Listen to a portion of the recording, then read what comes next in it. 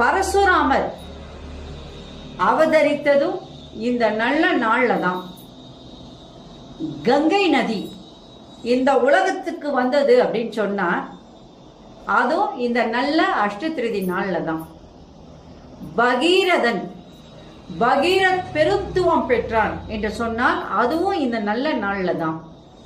அன்னபூரணி பிச்சையிட்டு சிவபெருமானை தோஷம் இருந்தது இல்லையா, அந்த தோஷத்திலிருந்து காப்பாற்றியது இந்த நல்ல நாள்ல தான்.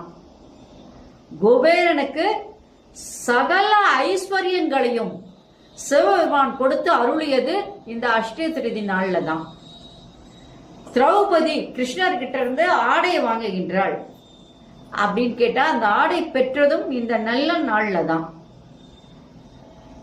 வனவாச காலத்துல பாண்டவர்கள் இருப்பாங்க, பஞ்ச பாண்டவர்கள், அவங்களுக்கு அந்த அட்சய பாத்திரம் கிடைச்சது அப்படின்னா அதுவும் இந்த அட்சய திருதி நாள்ல தான்.